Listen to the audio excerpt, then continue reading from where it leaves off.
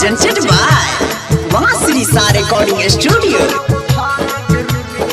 बोला बोला बाबा गरीबनाथ की। डीजे अजय मलमल, म्यूजिक डायरेक्टर सुधीर सवरिया। चल चल के रुबिया छौरी, चल चल के रुबिया छौरी, कर नहीं तू देर गए कि कबर उठा लगे रुबिया, कि कबर उठा लगे रुबिया, कि जब जब घर गए कि कबर उठा लगे रुबिया, जब जब घर गए कि कबर उठा लगे रुबिया। बोलिए शंकर भगवान की। एखन अहाँ सब सुनि रहल छी मासरी सा रिकॉर्डिंग स्टूडियो बाजीपुर मनीगाछी सँ। अजय दीवाना, रामधीन दीवाना मलमल, म्यूजिक डायरेक्टर सुधीर सवरिया।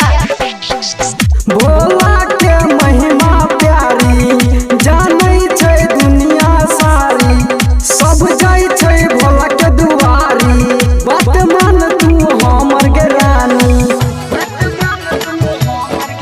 भोला के महिमा प्यारी, जानै छै दुनिया सारी, सब जाय छै भोला के दुआरी, बात मान तू हमर के रानी। चल चल के रुबिया छौरी, चल चल के रुबिया छौरी, कर नहीं तू देर गए कि कबर उठा लगे रुबिया, कि कबर उठा लगे रुबिया, कि जब जब घर गए कि कबर उठा लगे रुबिया, जब जब घर गए कि कबर उठा लगे रुबिया।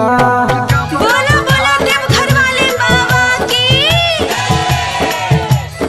एखन अहाँ सब सुनि रहल छी मासरी सा रिकॉर्डिंग स्टूडियो बाजीपुर मनीगाछी सँ। अजय दीवाना, रामधीन दीवाना मलमल, म्यूजिक डायरेक्टर सुधीर सवरिया।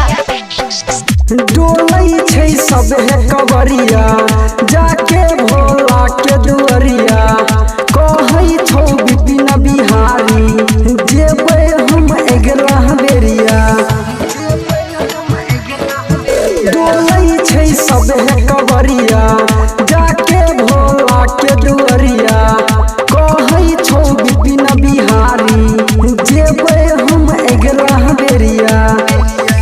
चल चल के रुबिया छौरी, चल चल के रुबिया छौरी, कर नहीं तू देर गए कि कबर उठा लगे रुबिया, कि कबर उठा लगे रुबिया, कि जब जब घर गए कि कबर उठा लगे रुबिया, जब जब घर गए कि कबर उठा लगे रुबिया। एखन अहाँ सब सुनि रहल छी मासरी सा रिकॉर्डिंग स्टूडियो बाजीपुर मनीगाछी सँ।